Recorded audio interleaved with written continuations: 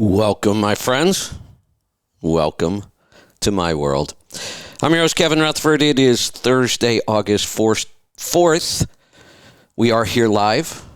We're going to open the phone lines right now, and today is a free-for-all. Anything goes today. I'll be here for the next hour or until we run out of calls. It's totally up to you. I really don't, I have a lot if I wanted to have a lot today, but I'd rather talk to you about what you want to talk today. So jump in right now, pick up the phone, start dialing. Don't wait till the end of the show. 855-950-3835. All right, so obviously I've been spending a lot of time talking about the economy. It is the single most important factor right now that we're dealing with, and we've never seen anything quite like this. But I have to say, I was a little shocked by one of the headlines I read this morning. Here's the headline. Consumer debt hits record $16 trillion as credit card use surges during inflation. Credit card debt rose by $100 billion over the last year. We haven't seen an increase like that in decades. See, every time we talk about the economy, we're talking about record everything, and records that we haven't seen in 4 decades or more. And in the past, when we've broke records like this, maybe it was 1 or 2. Now it's dozens. Every economic record I can find. We're breaking records in a bad way. Let's be clear about that. Sometimes when we break records, it's a good thing. None of these are good things. These are all bad things. But what I'm a little shocked about, and why this number scares me so much, inflation is pretty recent. Now, I get it. It's expensive right now and it's getting worse. But that's pretty recent. And it was only about a year and a half ago I opened a show. I remember being shocked at a different number, but it was actually good news. I was shocked that we had set a record for personal savings because we haven't done that in a long time. Savings had been going down and down and down for years. And then we set a record. And at first I thought, well, maybe this COVID thing and lockdowns and all this other stuff scared people, and they're going to get more responsible with their money. That obviously didn't happen. That wasn't what was happening.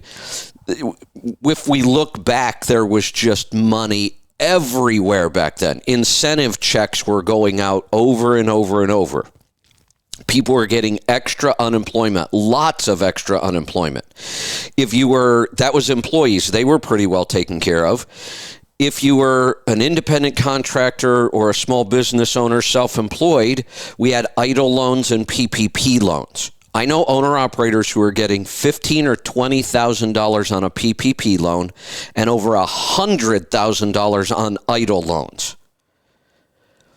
We had a moratorium on rent for a long time. People did not have to pay rent. What the hell ever happened with that anyway? Is somebody, I may go look that up. Is somebody going back to see what happened? What happened to all the landlords that didn't get paid all that time? What happened to all the COVID money that was supposed to be there to pay those landlords? Last time I checked, it was still sitting there. So what are the statistics? Did landlords lose a lot of properties? Were a lot of these properties snatched up by these hedge funds and investment groups, which is killing our real estate market? So look at what government intervention can do. It can destroy our economy, and that's what this administration is doing. They are destroying our economy at every step. I just don't get it. So now we have people in huge debt already, and we're just starting into the bad times. And we've had a decade of good times. We've had a decade of really a lot of money everywhere. What have I been saying for several years now?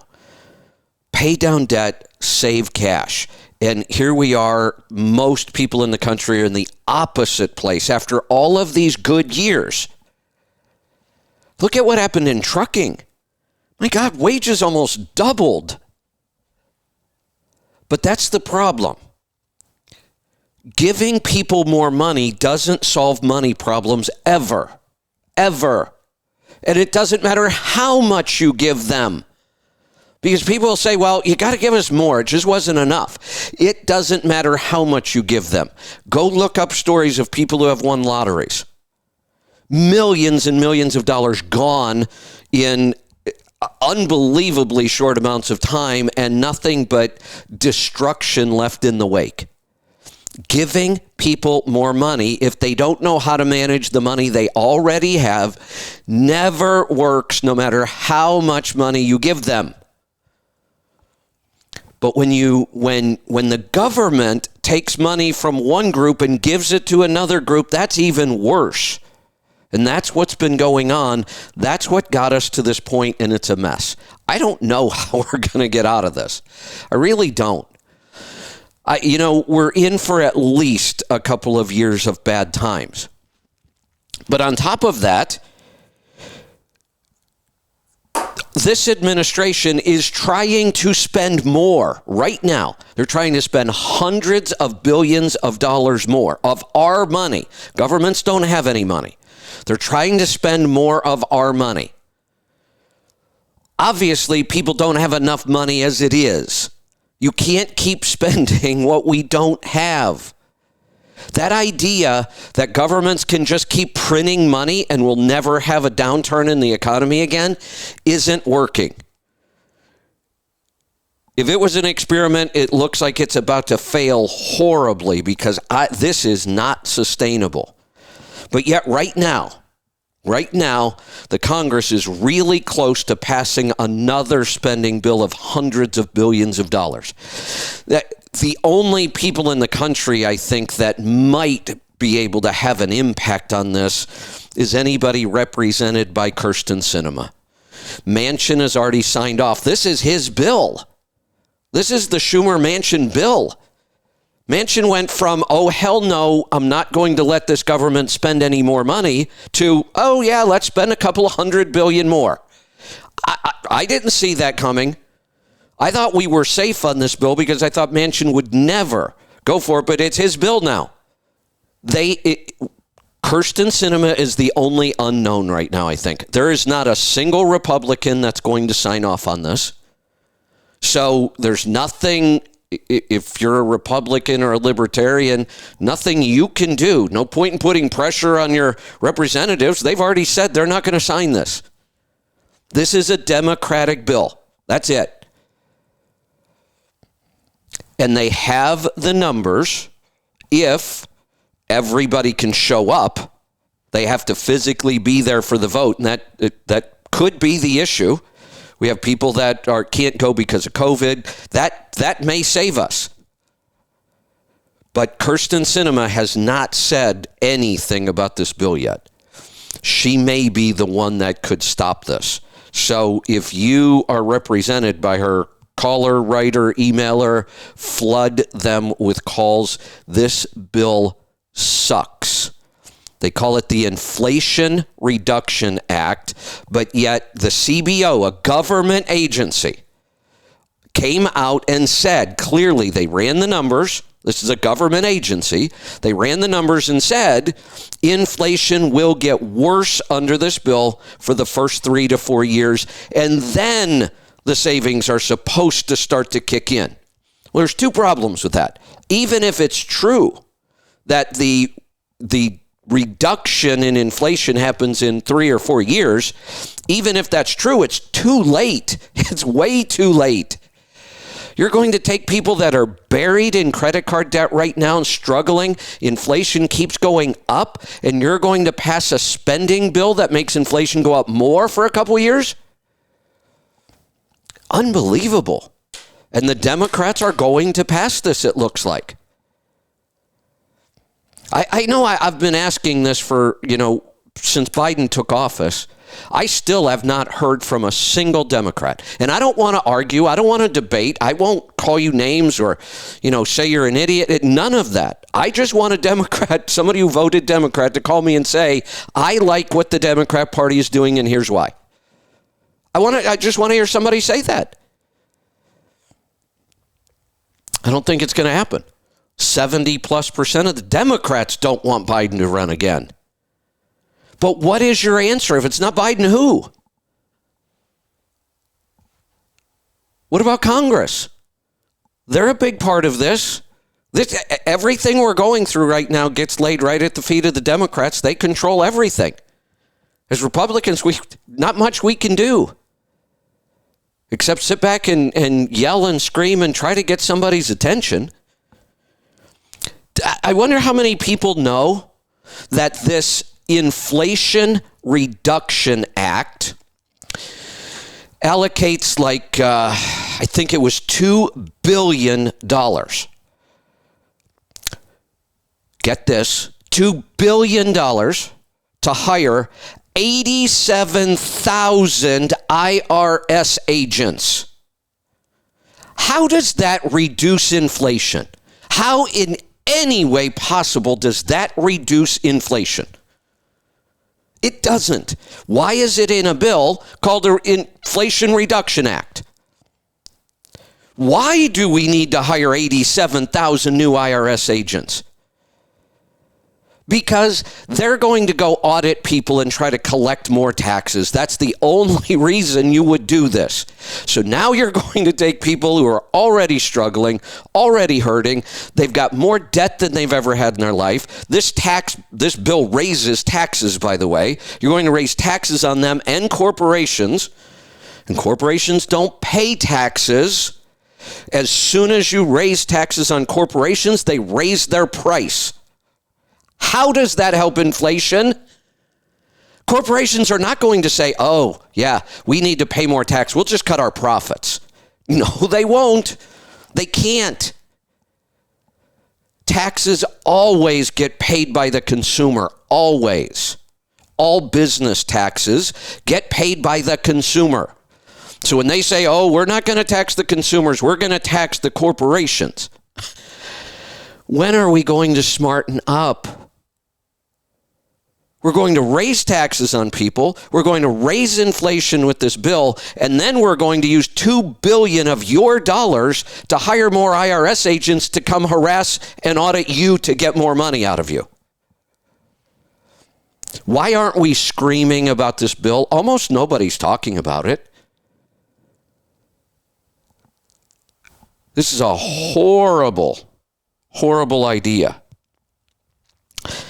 Giving people more money just buys votes. That's all this does. It just keeps buying votes, and it just keeps burying us all in more debt. The country's in debt. It's so out of control. Now consumers are in debt. And let's talk about something else, why this is such a bad idea. Consumers have all this debt, and the more spending the government does, the worse inflation is going to get. And that means the Fed has to raise interest rates to try to slow it down. People have record amounts of debt, and you're going to raise interest rates. And most of this debt is on credit cards, which the rate will go up. That's not a fixed rate. Many people are on adjustable rate mortgages. They're going to get screwed. This debt is going to bury us. And they're trying to spend more, which creates more debt for everybody and creates higher taxes. And they call it the Inflation Reduction Act. What a joke. All right, calls are starting to come in. I asked for them. You answered, so we're going to find out what's on your mind today. We're going to get started in Oregon. Jeremy, welcome to the program. Morning, Mr. Rutherford. What's on your mind today? So a couple weeks ago, I fell down the side of a mountain about 20 feet and tweaked my knee. And it doesn't bother me most of the time, but when I get about a mile and a half of hiking up and down terrain, then it starts to hurt really bad. And the problem with that is that archery season is coming up at the end of the month, and I'm trying to get this fixed so I can travel through the mountains and get some good quality meat. So I just want to get some suggestions on how to speed the recovery up. So tell me about your diet first. Well, I've been following you for about 5 years. I'll eat the 5 things on your list. Okay, good. Doing the Albert root rye, the beef coagulants. Good. So when did you injure this? How long's it been? About 2 weeks. Okay. So here's what we're going to hope. And there are some things we can do to speed this up. When people eat the standard American diet, we get injuries like this. You probably know people who, once they injure something, that becomes a problem for the rest of their life. They always have pain in it. Right. Eventually, they get a joint replacement or whatever. That's common now. Well, that's not how the human body should work. It's not that we could ever be completely pain-free or injury-free. If we injure ourselves, though, there should be pain. That's part of the inflammation and the healing process. And at some point, it should go away because our body's healthy enough to heal itself. Well, under standard American diet, it doesn't. We're totally inflamed all the time. So when you do have these injuries, they can just linger forever. When people eat a clean diet, and my hand was a great example. When, I crushed several bones in my hand, it hurt bad. Couldn't use it for a long time. I can't say it's completely healed because I crushed so many bones. I don't have correct movement in my first 2 fingers, but there's no pain. There's no swelling. There's no injury there anymore. It feels fine. Never bothers me. I busted my hip when I was young in my early 20s on both sides, separated on one side. They said, you will have arthritis and pain in those joints the rest of your life. And at some point, you'll probably need a hip replacement. Bullshit. I did suffer with pain in my hips for a couple of decades after I did it. But immediately upon cleaning up my diet, that hip pain is gone. It's been gone. It almost never comes back. Every now and then, if I really work it hard or overwork something, I'll get a little bit of pain in there for a day or two, and then it's gone. And I don't ever plan on getting a hip replacement. So the good news is I think you're going to heal from this pretty well. I know you've wanted to heal faster, so you kind of, double down on omega-3s and try to minimize omega-6 even more. You're probably doing a pretty good job of that already, but if you're eating a lot of nuts and seeds, you might want to back off some of those. If you're eating seafood, you want to eat more. If you're not eating seafood, you want to start adding it. I'm not a big believer in omega-3 supplementation. We have some omega-3 supplements in our store. They're about as good as you can make them. They just don't work as good as food. So that's a big one that's going to start healing this. Do you have an infrared sauna blanket? I don't. You might want to get one. I can't think of anything else we could do that would speed up the healing more than that. What about the red light therapies? Will that help any? The red light therapies are more topical. So that, they do a lot of good things, there's no doubt, and some red light therapy increases like cellular activity in a good way. So it could potentially speed up some healing. The far infrared, though, which is what the blankets are, that's what really gets down deep and heals. So if you had the ability to do both red light and infrared, I would absolutely do that. But if we can only do one, then the and your cheapest option is our sauna blanket. I mean, there are other sauna blankets on the market, but they're all about $500. And that's your cheapest option for far infrared. If you buy a home infrared sauna, they're $3,000 or $4,000. The tunnels and the tents that I'm experimenting with now, they're $1,500 to $2,000. So the blanket is still the least expensive way to get this healing. Okay. The other thing you can do, we have a product in our store called Intenzyme Forte. It's a digestive supplement, actually. And we also know, though, that it's a really powerful anti-inflammatory if you take it in large doses. So normally for digestion, we might take 2 or 3 of them, sometimes only 1. For short-term pain and inflammation, we might take 12 of them twice a day, morning and night, and that will actually take care of the inflammation and pain short-term. And there's no downside to it. It's not a drug. There's no real side effects. It's just nutrients. You have to, I got to remind people though, when you do the 12 for pain and inflammation, you have to take it on an empty stomach. Because if you take it with food, then it acts as a digestive aid and it's gone. So we have to make sure we take it on an empty stomach, and then it becomes an anti-inflammatory. All right. Well, I appreciate your help. I'll definitely double down on the seafood. I absolutely love it. So Good. That's no problem there. And I'll look into some of the infrared options I have available to me. I think if we want to speed up the healing, that's probably going to be your best bet. All right. Well, thank you for your time, sir. That's all I got for you. You're welcome. Thanks for the call. Let's go to Michigan. Stephen, welcome to the program. Hey, Kevin. Hey, I thought this was interesting. I was talking with a driver a couple of days ago. He's been battling pancreas issues for a while now, severe, in and out of the hospital. And so I just talked to him a couple of days ago since he's been out this last time.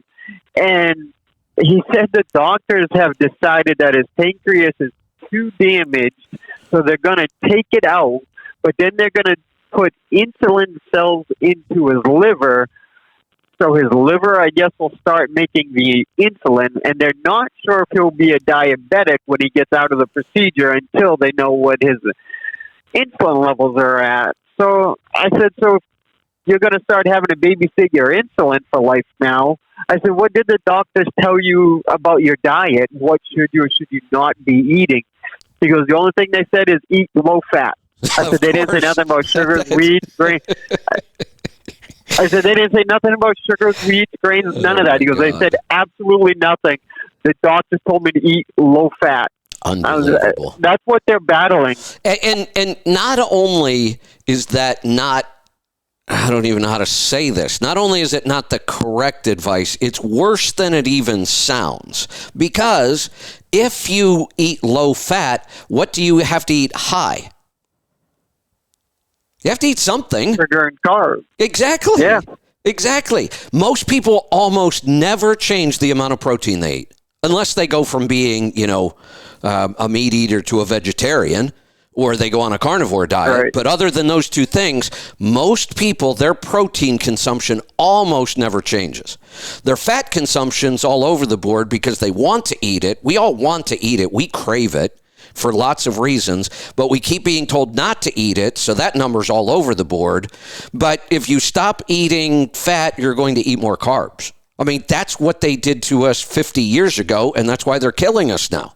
When they said stop eating fat, well, we got to eat something, so we all ate carbs. We're still doing it. Now, this whole thing about, putting beta cells in and reviving the pancreas, I guess it's exciting. It could help a lot of people. But how many of our medical breakthroughs turn out to do more damage in the long run than good? Even when they look like they should be really amazing, ultimately, we just keep going farther and farther down this path of, well, let's talk about one thing. If this guy were to decide, and I don't know his case, I have a feeling there's probably something that could be done here, and diet would have a big impact, and he would have some control over his life. If they take out his pancreas, he will be dependent on the medical community for the rest of his life. Yeah, once they take that pancreas out, it's over. And then to try to get the liver to do something it's not intended to do, I can't imagine that's going to... That's bizarre. And I guess it's we know, Cincinnati, Ohio. I mean, we're calling insulin the master hormone. That's powerful. It can cause all kinds of damage, or it can help keep us healthy. But when somebody says, we're going to do this crazy thing, and we don't know how it's going to come out, Really? Maybe you better go back and test it then, and not on me. Yeah, exactly. Like my wife and I have been on your program for the past, 3.5 years or so. We each have lost 100 pounds, and we're staying really healthy. We're up and down 10 pounds. We can fluctuate. Yeah. But we went out to Outback Steakhouse last night, and my wife got an extremely healthy meal. Not ribeye, but filet mignon, lobster tail, and some some other green. Geez, I can't think of what it was. But anyways, an extremely healthy meal. But we didn't tell them don't bring the bread. Oh yeah. So next thing we see is the loaf of bread was there. So we're like, you know what? We just put our glucose meters back on. We wear them off and on, and we just put them back on a couple days ago. So we're like, I want to see what that bread does all by itself. It jumped her sugar up a good 20 points, just the bread. Yeah. Because there was nothing else in that meal that would have done that.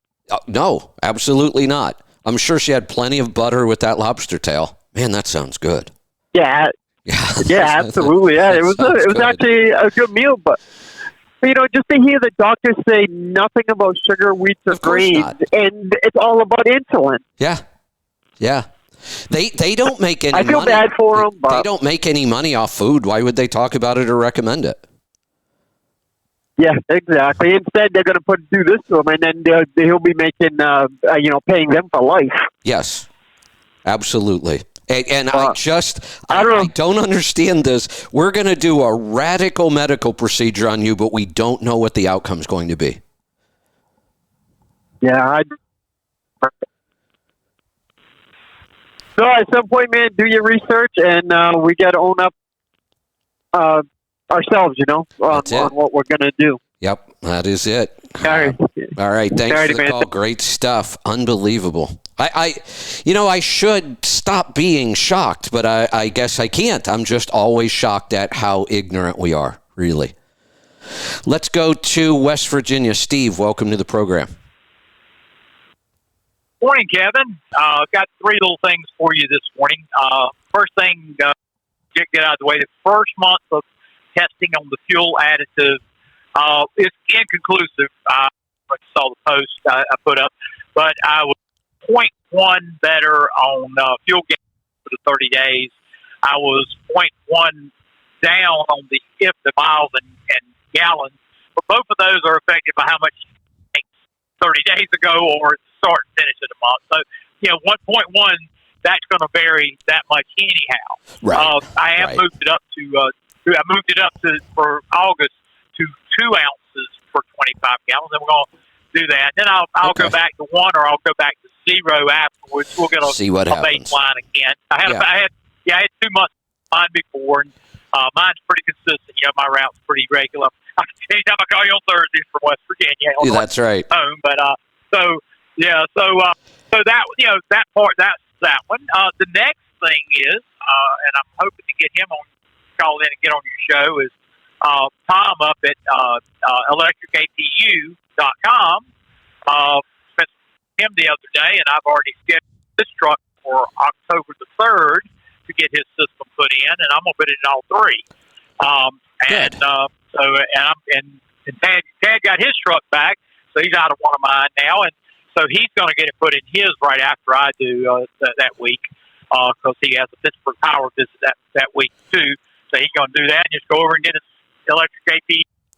It is everything. I've been trying to put that together myself, but you can't do the controllers. You can't do the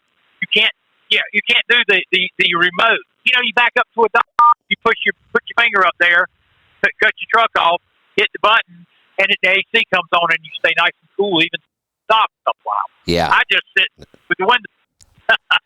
Right. So right. It's the convenience, and I'm getting ready to put drivers in these trucks, so the driver's got to have a solution. You can't expect him not to idle like I don't idle.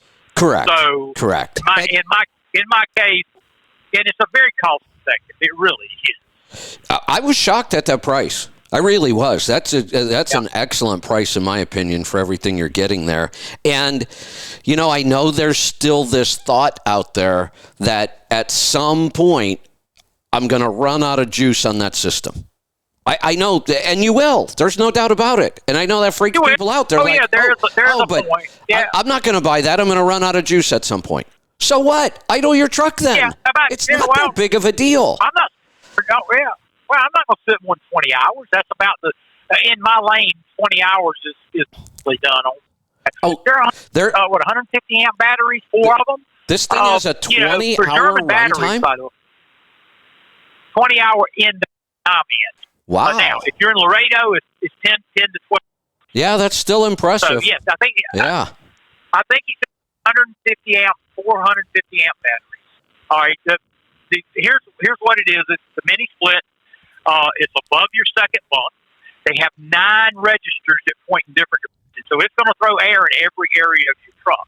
All right, from high, so that cold air drops. So that I like. I like that idea because most of them have that one register across that you can go left or right or up or down just a little. But this 9 circular registers that go different directions out of the unit. Nice. It has the condenser on the outside. It has when you go down, you have 2 controllers in your side box on the back wall, and they're the brains of it. They keep all of your juice, cutting off your because they are daisy chained with your 4 batteries that you have. I will get 4 deep batteries, these put in under my seat, and then it will leave you enough juice to start your truck if you were to go 20, 30 hours. If you go a certain point, it's going to cut it off so you can cut your truck off. And so that's one thing. So, but yeah, everything's together. I found many split systems. I could put battery, and they put the batteries in the frame, and with a good grate cover, and you lock, so you have battery protection from theft. And so the guy is he seems to be very customer service oriented. It's 2-year warranty, parts and service, parts and labor. And like I said, I was very impressed with him. And he, if you call the number on there, he's so busy, he will call you back. His mailbox is full. I had to remind him of that, but he did call me back because he missed the call. He's there right steady putting them in. That's the thing. It's convenient. You can get a trailer out back. He even pays. It's a 2-day install. He pays for your hotel close by there. He puts you up in a hotel the night that you're there. He pays. So that is $8,500 for the I need for this one because I have a bunch. All right.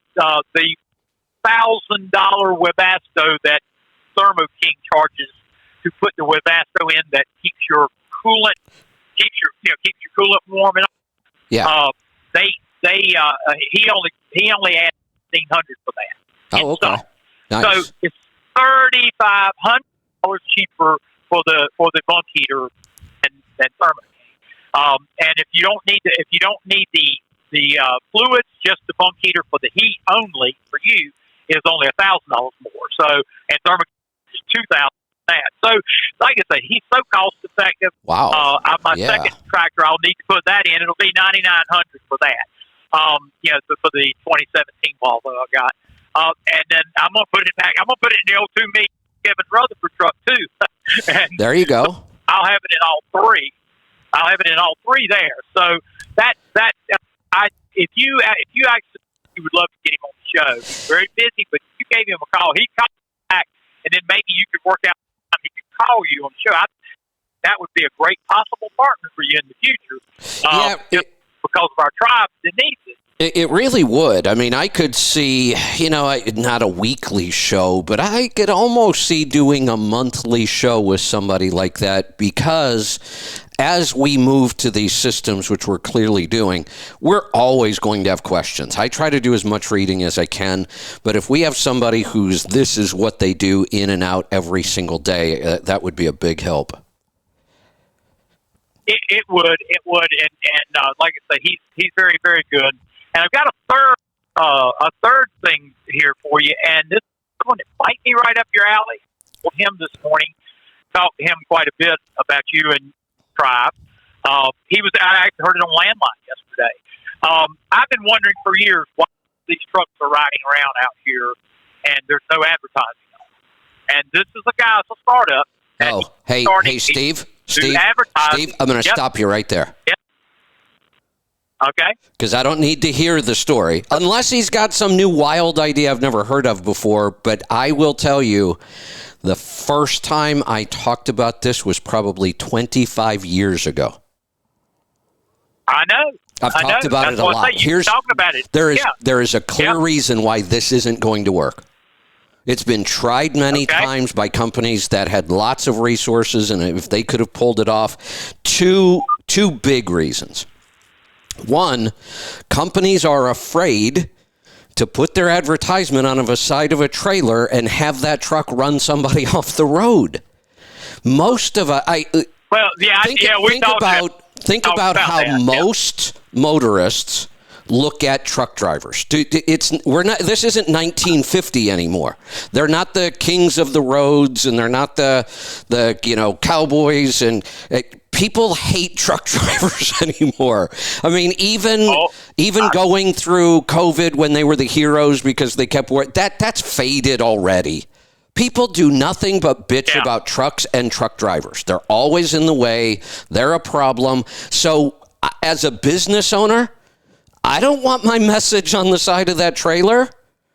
That just associates me with something people don't like. That's a big problem. But let's say that isn't a problem. Let's set that aside. Here's the other one that I can't believe that people that understand advertising don't get this. There is one thing you have to do with advertising. One huge thing. What? It has to be very repetitive. Think about radio commercials, TV commercials, magazine ads. You see the same thing over and over and over and over and over till you're sick of it. Now, how a trailer, if I see it today, the odds of me seeing that trailer again are slim to none. Yeah. There's no repetition in the advertising, so it is completely ineffective. Yeah. It would be like me saying, hey, you know what? Companies that advertise during the Super Bowl, they spend millions of dollars and they must get it back because they keep doing it every year. Well, okay, why don't I just bite the bullet, take out all the loans I can, spend all my money, and do one Super Bowl ad? Wouldn't I be successful? No, because there's no. Yeah. But that's what you're doing here. You're paying a ton of money to have 1 million people see it one time, when what you want is 100,000 people to see it 100 times. Yeah, and their thing is they don't want to get the mega carriers because they're not know they're. Well, they won't get the mega carriers. I told him, I said, you get Landstar because of the liability issues, or the mega carriers, because they worry about that. But there is on their door only. It's not side. It's not like the Marines used to do it all the time. You used to see all the trailers with the Marine recruiting ads. Hey, Steve. Steve. Yeah. Who made that decision for the Marines? The government. Probably. Come on, that's a government agency. Yeah. Of course, they spent billions of dollars on it, got nothing back. Yeah, I know. Yeah. So that was his thing. And they tracked have only en route, but it was going to have to be the rear door where people come up behind it. But he may end up calling on you, but I don't know. That's one. Hey, you may be able to dissuade him before he spends too much. Well, because it is a startup. If he wants to call me, I can promise you right now there will be 0 words of encouragement spoken. Yeah. So, he may end up calling, like I say, because I told him about your truck and everything. I said, these would be the people that would be the guys that are hazards of the road. I told him that, I said, when you go to the CMC, there's 500 of the best country that are there. I said, you don't want them on Joe Bush's truck, that's running with foreigners, running up behind somebody and in and out of traffic. I told him, that's your biggest problem. Right, but here's how do you control that? No matter how much you interview people, because look, this would happen. You come to me as the business owner, you convince me to do this. You don't know who my drivers are, and I'm going to hire a new one tomorrow. Yeah, that's true. Yeah, that's true. That is true. You can't control this. You can't control who's going to be hooked up to that trailer and pulling it around.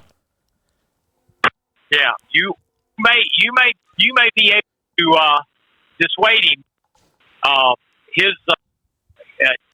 Because his name Extra Mile Ad .com is the place. So you'll be able to look at it and see. He calls you. You'll probably be able to dissuade him. It's started right now. They're trying to get. They have to have a large number of owner operators before they even go to advertise. So they're very, very new start. So. Yeah, I can almost guarantee it's not going to work. And the idea of only doing the back door makes it even worse. As an advertiser, I have to look at that and go, man, the odds of anybody seeing this are really slim. Unless it's Kevin or Steve driving where everybody passes. Wait a minute. If I thought this could work, I'm not just thinking about when the trailer's going down the road. Anytime it's parked, if I can get the whole two sides of the trailer, now I have a mobile billboard. Anytime the thing's parked, people can see it. If all I do is the back door, when it's parked, nobody can see it. Nobody will see it then. Yeah. They can't see it very well going down the road. You may be able to help save him. The only person being able to see it going down the road is somebody passing me. Even me driving around at 57 miles an hour. How many people really pass me in a day? Not that many when you think about it. Everybody going the other way, they can't do anything about this. They can't see it. Like I said, I just think this is an awful idea. Yeah. Well, you might be able to save him some money. They are a new startup. Yeah. Oof, man, oh man. You may save him some because, like you say, the only people that are going to make money off of this are the printers. Yeah. The people printing the graphics to put the ads on the back of the trailer, they're the only ones that are going to make any money off this. They will. Hey, let me ask you another question. How much are they paying owner-operators to do this? I think it sounds like it's in a range of $100 a month. I mean, the ads themselves, would probably be around 1,000 or so, but then that, obviously there's there. And so that, they've got to get a number of people before they even go to the advertising. Have they addressed? That's the thing. Well, here's something else to think about. Have they addressed how long they're going to keep an ad on a trailer? Yeah. So as long as the ad's on there, you get paid. What about this? Let's think this through. They go out and sell this. They get it started. I'm an owner-operator. I say, okay, I'm going to do this $100 a month. No big deal. I don't really have to do anything for it, except you do. And if it doesn't work, the advertiser, how long does the advertiser have to contract for? Because if you put something on my trailer and then that advertiser drops and then you tell me I have to go get something else, every time I have to go do this, I'm probably losing a day. Yeah, a good portion of it, that's for sure. And, right. And you're only paying me $100 a month, and I lost a day, and 3 months later, you want me to go do it again because you have a new advertiser? Yeah, he was talking about maybe $400 or $500 a month. Maybe up to half. No way. He'll never get enough money to be able to pay that much a month. Probably not. It would have, and he would be targeted It would be targeted think because about they have this. phone numbers. If he thinks he can get $500 a month per trailer, now as an advertiser, are you kidding me? There's no way I'm giving you $500 a month to put my message on one trailer. Yeah, and also he would have to check CSA scores of anybody he's putting it on. If somebody has a bad with FMCSA, he would have to keep it off of their truck. Correct. They would be the ones that are going in and out of traffic. You'd have to. It's a lot of due diligence that would have to be done. Steve, how many owner-operators may have a reasonably good CSA score? Hell, they could have just about a perfect CSA score, but they're a total jackass out on the road. They could be, yeah. But usually the jackasses in Indiana and Ohio, they get pulled over for roadside. Yeah. I see them all the time because they do all roadsides there. Yeah. But that's two states. I love entrepreneurs. I love ideas. I love people that take risks. I just can't see in my mind how this one's ever going to work. Well, like if he ends up calling you, like say you may be able to save him some money. Sometimes it's just like when people call you and want to buy a truck. Sometimes when they go through your program, they decide not to do it, stay as a company driver. Sometimes saying no is the best way. Yeah. So that might be the best thing for this guy because it hasn't. Nobody's been successful doing it. I told him I said it has been a little bit, but not much. You know what? I don't know anything about this guy, but let's say he's young and single and he's got some money behind it and he just wants to try it. Hell, knock yourself out. I mean, you'll learn. Yeah. You'll learn something. You'll learn about business. Maybe you'll pull it off. I doubt it. I can't see any way to make the numbers work on this thing. But if this is somebody who's, got a family and a mortgage and, this is really risky, then I would say, oh, hell no. Yeah. He appears to be about our age, or your age probably, I'd say. It's a little less than me. He's probably about 60, 55 or 60. I would say in that age. How much prior business experience? That I don't know. I mean, he's in. So I don't know. And he's probably worked in advertising. This idea for years and years. He's just trying it, probably. Yeah. Now that being said, I think he's in the very early stages. He's to get owner operators to call him and sign up as possibilities. Because you have a stable to advertisers with this many trucks that will use your that kind of thing. So you would have to have a say. It would have to be a longer term startup. You have to build it before they'll come. Right, and so far of all the people I've seen try this, nobody made it past the early stages. So we don't have any experience beyond startup to point to and say, here's what happened, here's what could go wrong, here's what you can do. We have none of that experience. Nobody's ever made it past startup with this idea. Yeah, the only ones you see out are obviously the concert tours, they do rap fairs. Okay, that's one thing.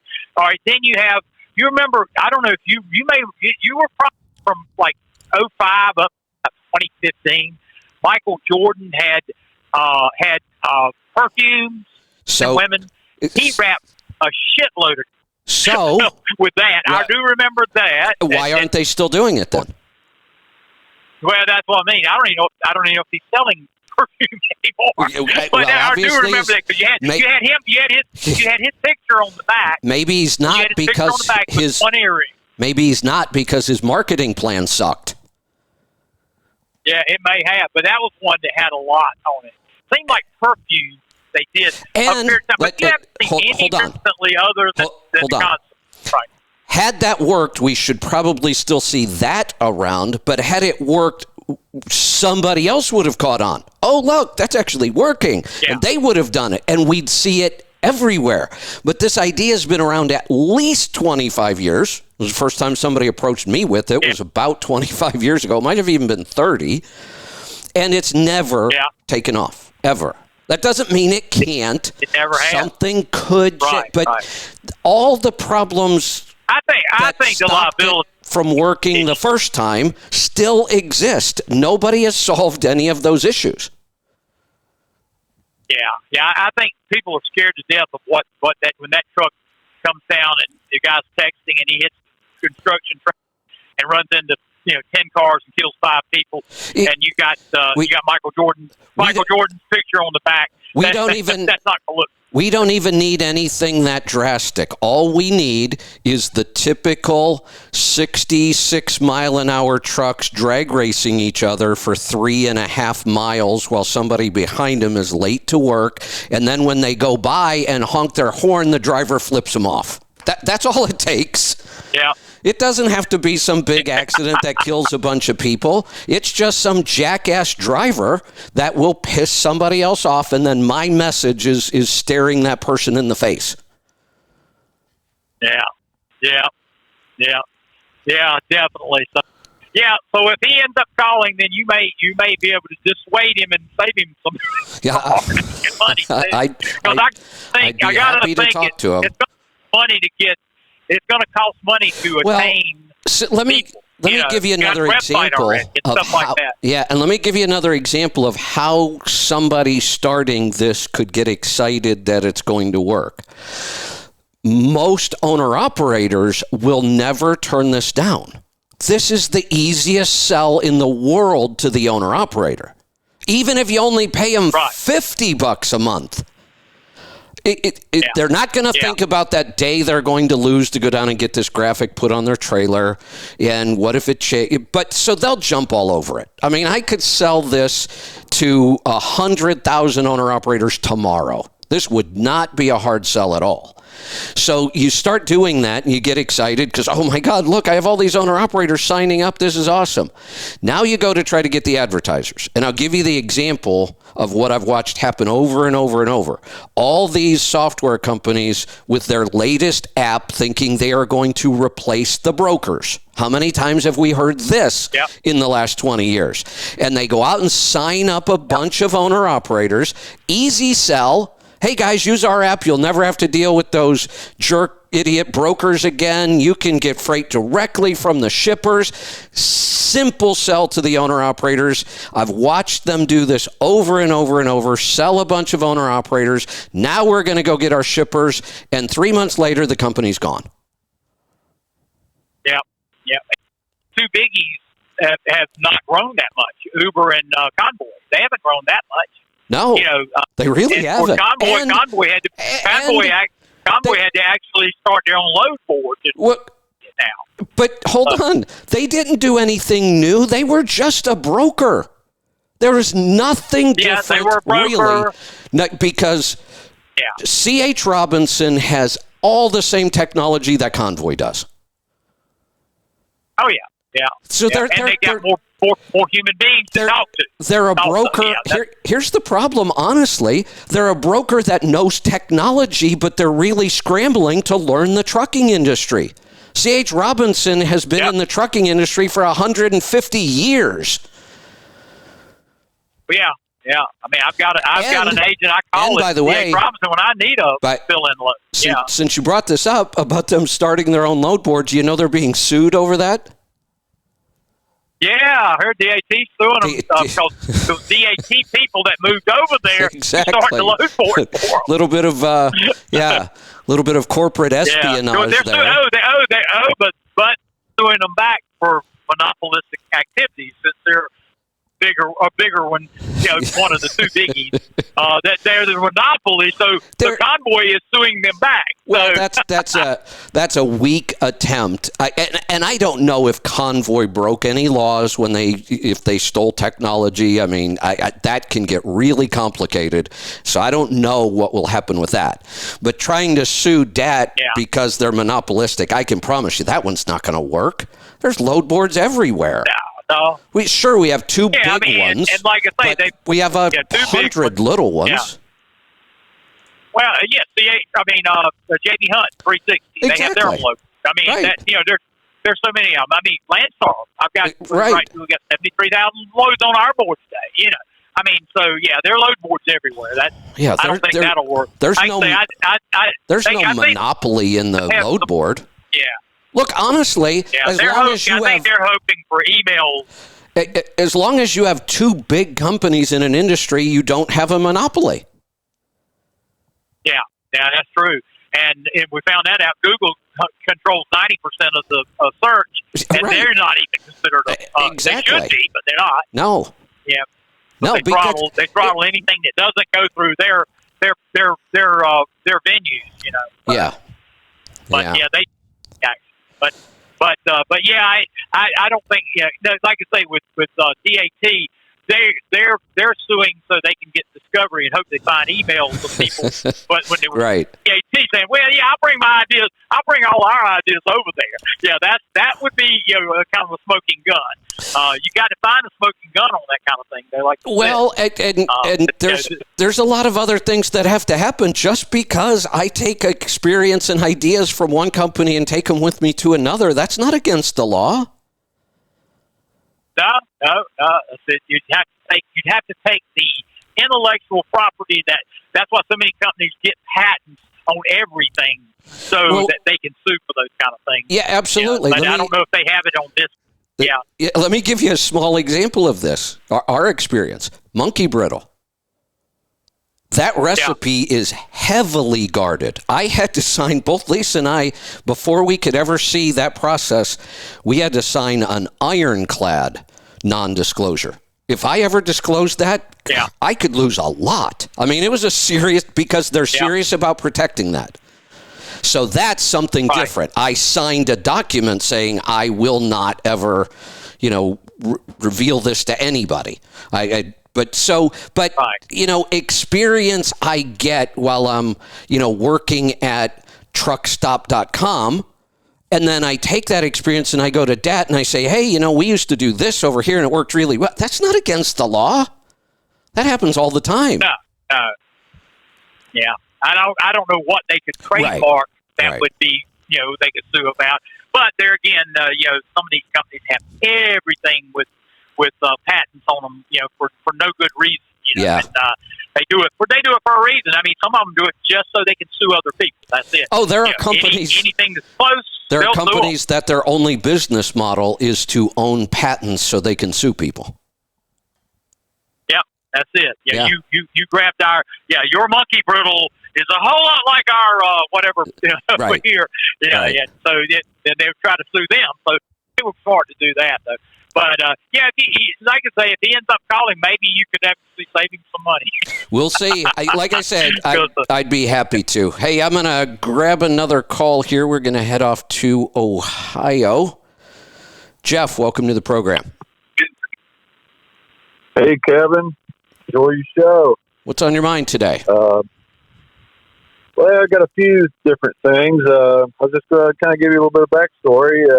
Back in 2018 or 19, I started listening to you, and I was out and back cryogenic truck driver, and did your 30-day challenge. Try this for 30 days, no grains, and 30 days, I lost 30 pounds. Excellent. I had so much energy that I couldn't sit in the truck anymore, so I started looking for another location and bought a van, and now I've been doing construction for a number of years. And I'm doing real well. I weighed about 200 now. I stay about 165 or something. But nice. And my wife watched me for about a year and thought I was crazy, and then she finally kind of got on board. And she was like a big sugarholic and had irritable bowel and SIBO and all that stuff. And she got on board, and now you couldn't hold her down and give her a drink. Her digestion is great, no bloating. She looks great. And, excellent. So that was, and so that's kind of my backstory there. And you were asking earlier, why they're doing all this stuff, and obviously, if you look at the big picture and listen to everything, it's probably just to destroy the economy for the Great Reset. And I think that the medical industry and the food industry is all in cahoots to make us sick so they can both benefit by selling us food and then selling us all this pharmaceutical stuff. Certainly seems like that's the plan. Take on it. No, it certainly seems like that's the plan, and it's working. Yeah, and then a lot of people are getting on board with eating carnivore and stuff, and I think that's the way they're kind of doing away with meat because they're seeing that it's maybe a kind of a movement, so they're going to try to do away with that and stop all the meat stuff to keep us sick and get money. But that's kind of my take on that. And then you're always asking why they're buying up so much farmland and all this, and I think it goes back to the Great Reset. If money does vaporize and they start your money will vaporize, but if you own a bunch of land, that's not going to vaporize. So there's a good investment for your money. Yeah. Right there. Yeah. I think that's kind of like the Bill Gates, It could be, when you look at everything, and if we just take, we could go down the drug path, the food path, but if we go down the real estate path, a lot of things have changed in real estate in the last couple of years. We had BlackRock and other hedge funds buying individual residences. That was bizarre. Buying up lots and lots of rental properties, outbidding people with crazy numbers. That's what drove the inflation in real estate, were these big institutional investors putting money into individual homes and rental properties. That's never happened before, and that's kind of scary. And I can tell you, I live in a really small town. Prices here used to be pretty reasonable, and that has all changed. Not only are home prices insane, well, they're coming down now. We're about to see the crash. But not only did home prices get insane here, rental properties were non-existent, and the prices went through the roof. You would not believe how many people around here are just looking for a place to rent and can't find one. Sometimes they can't afford what's available, but many times there's just nothing available. We have people living in campgrounds. Yep. Well, that would explain my theory there. There's the BlackRock and all of them just looking for somewhere to secure their assets. Yep. And then we have Bill Gates buying up farmland. So we have institutional investors buying up residential real estate. We have one of the richest guys in the world buying up farmland, and we have the Chinese buying up farmland, and that's a double whammy because they now own our dirt, and they tend to be buying it around military installations, which you have to believe that there's a reason they're doing that. Yep. Yeah, well, I got my main question, but I got a couple of things to throw out that I heard you talk about, and you asked about. One of them was the helmet law. Now, a bunch of years ago, back in the 80s, I got a seatbelt ticket, and they explained the helmet law and the seatbelt law. And what they said was the reason they want you to wear a seatbelt is because it would, that would save you from paying disability out. The helmet law, if you have a helmet on and get the rest of your body disabled, but your head's alive, then they have to pay you disability. But if you hit your head and bust your head open and you're dead, they don't have to pay you disability. So the whole thing is revolved around paying you disability, Social Security disability is kind of what they conveyed during that seatbelt lesson thing. I took you could go to school without paying the fine. You could take this class. But that's what they said. Yes, and if that's true, and I don't doubt it, if that's true, we all that tells us is laws are written about money, not about safety, ever. That's right. It's everything they write, everything they do. It's all about money. Yeah. Another thing you're always asking, with the people, I know some of it is the baby boomers and why there's no one working. But you got to think about all the people. When Obama was in there, he made it so easy to get on disability. You could basically get on disability for anything. You just go ahead and tell them you're an alcoholic, you're on disability. So I think a lot of people are on disability, and that's why the workforce is gone too. So, a lot of people, since you bring up disability, I just had this thought. A lot of people, especially Republicans, conservatives, really thought, Clinton was a horrible president. Honestly, I think he was probably one of the better Democratic presidents we had. I really do. He balanced the budget. He did. He had a good Fed chairman. He worked with them. They kept a balanced budget. He was for a Democrat, he was very fiscally responsible. He was. I had a point to that too, and I just totally lost it. I have no We're idea. Get back on that. I got too much going on. It'll come to me in a minute, probably. But all right.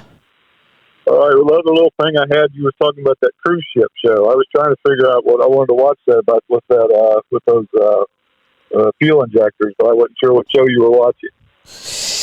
I'm not. You said you were binge watching. I know. I'm not sure of the name of it either. I might have to go back and look. There's so many damn shows on cable anymore. I just walked in one day and Lisa was watching it, and I sat down and we started watching it. We just kept watching it, and there was episode after episode after episode. But honestly, I can't. Extreme cruise ships, maybe? I don't know why that's coming. Yeah, I think I watched that. Maybe. There's a couple on there. I looked at a bunch of them. And like I said, I got a main point, but another little thing I ran across is pretty interesting. I don't know how much you think about the Bible and stuff, but in like 1 Timothy 4, it says that it goes on to say there's in the last days there'll be hypocrisy of men that lies with their conscience being branded, basically no conscience lighting to you, forbidding to marry and commanding to abstain from meat which God created to be received with thanksgiving by them that believe and know the truth. So in 1 Timothy 4, it tells you that we're going to be forced to abstain from meat. So I thought that was pretty interesting. That is, pretty bizarre.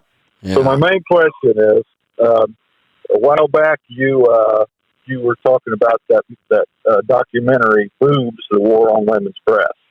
Well, we watched it, and my wife has implants, and we watched it, and it basically says, every mammogram you get is like 100 chest X-rays, one off, from one on the most sensitive part of a woman's body. And if you get the 3D one, that's 300 times more than a chest X-ray. And then, so my wife said she quit doing mammograms, so she went and got a thermogram, which is kind of like an infrared camera. And so she had that done, and she's going to get an explant. You can get those out because the doctor was saying that your immune system attacks those breasts, and it makes your immune system weak because it's spending all of its time trying to attack your breast and get rid of them. It gets little white bubbles in there, some kind of bad stuff that gets in there. Anyway, she talked to this functional medicine doctor, and they said that she should, and she did get the first 2 vaccines, which I haven't got any of, but she did get the first 2. She's not getting any more of them. But they say that she should be checked and go through some kind of detox before she goes into surgery because there's a lot of bad things happening to people doing surgery after the vaccine. I'm really glad you've got a functional medicine doctor working with you on this. He's absolutely correct. Yeah. So what is your take on the detox thing or whatever, or what's he talking about, or what you do to stop it? The term detox, very, very general, doesn't really mean much of anything. So I don't even know if they use that word or not. Yeah, there are several protocols and practices out there to try to kind of repair the damage that can be done by the jab. But there's several different. It's kind of all over the board. It's just like any protocol. When we sit down and create a protocol for weak stomach acid, we create our protocol. The next practitioner may do something slightly different. With the same logic, there's just always different ways to go about things. So I don't know unless I were able to kind of look at what this doctor's recommending, but the big picture is correct. Before you go in for surgery, it's really good to work with them and get your immune system and your metabolic system as healthy as possible. And if it is a functional medicine doctor who has studied the jab and all the side effects and has a protocol to help alleviate them some, then I would give it a shot. Okay, yeah, I wasn't sure. She was talking about making an appointment with him, and I said, well, we can, but, I know you guys do the the telecalls and stuff. And I said, I know these functional medicine doctors that you visit. In this case, may be very expensive. In this case, I would rather it be a doctor. Right. Oh, yeah, it is. I think he is actually a doctor. Exactly. So. And that's, right. We have limits. I can help a lot of people with a lot of things, but there are times where I'd really rather see a doctor involved. Okay, sounds good. Yeah, I didn't know what your take on it because I know that sometimes they may charge somewhere $1,200 to $1,800 for an office visit or something. I wasn't sure if you want to spend that much. I've seen as much as $5,000 for the initial workup. Man, yeah. It can get expensive. Yeah. It really can. You got to think, though, take somebody like Dr. Wolfson. As a really good cardiologist, which he was, I mean, come on, the guy can make $1 million a year, really.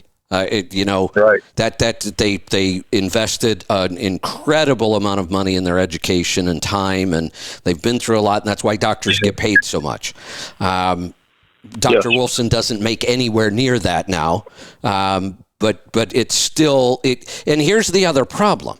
We don't realize how expensive all this medical stuff is because insurance pays for it all the time. And that's a problem because we use the medical system irresponsibly because we don't have to pay for it. I promise you the people that, and I've had lots of people go consult with Dr. Wolfson at $3,000 to $5,000. When they call me back, they're serious about doing what the doctor said because they invested a lot of money in this. Right. It's true. All right, Kevin. Well, I'm gonna let you go. And like I said, I started listening to you about 2018. I haven't missed a show, and I did ditch Sirius after they ditched you. And I'll keep listening. And I really appreciate all you do. And I try to help people with the information I get from you, but it's pretty rare anybody just listen. You never know. You plant that idea, and then you planted the idea, and maybe they kind of ignored it, but maybe tomorrow they see a headline somewhere that kind of says what you said, or they run into... You never know. You never know when you've planned it. Look, you encouraged your wife to change, and we say all the time that's one of the hardest things we face. Yeah, well, at least they know. That's right. They can make a choice. Yep. All right, thank you, Kevin. Great stuff. Thanks, Jeff. We're going to wrap this up. And, hey, Angie, when are we starting Rolling Toe today? Have we heard? Going to hang out for a minute or two here. If you want to jump in, I'll wait a minute or two for calls, not many. And I'll wait for Angie to figure out when we're going to do... Okay, let's see. 1 p.m. Eastern time. That's 10, right? What can I think? Yeah, it's 10 on the West Coast. So about 45 minutes. We will kick off Rolling Toe. So we don't have any more calls. I'm going to wrap this up for today. Great calls, by the way. Really good conversation. I enjoyed today's show. And 45 minutes, you can check back here, and Rolling Toe will be going live. That's 1 o'clock Eastern, 10 o'clock on the West Coast. Mike and Kevin Beckett will be here answering all of your calls around tires, alignments, wheel bearings, handling, all that stuff, tire wear, pressures. So do me a favor, call them early. It's always nice to get those calls in early. We, all of our hosts can talk. We can do shows. We can cover a lot of material. But the point of this show is really to answer your questions. I do an open, mostly just to kill some time till the questions come in. I enjoy that. I like doing the research and putting it all together. But really what I enjoy is answering people's questions and helping them. So keep the calls coming. We will see you then. Be safe, be profitable, be fit and healthy. Always do the hard work and master the journey.